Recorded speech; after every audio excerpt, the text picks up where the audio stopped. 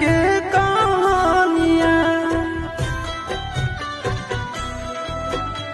बुझे मजबूरी नहीं है हमर कसूर रे, इहे शायद होते भगवान के मंजूर रे। काठ के करे जावा बनैले भी दया नहीं आवोगे।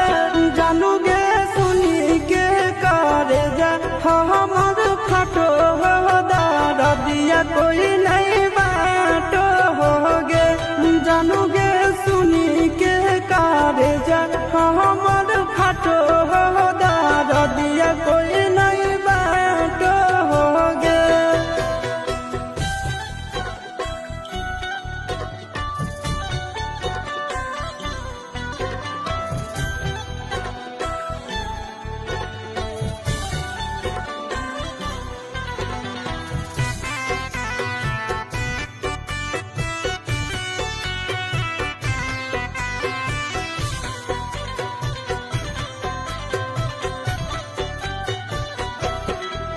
आगे तोरे नाम धड़को है दिल के धड़कनवा। मंगिया भरते चली जइबो सामसनवा।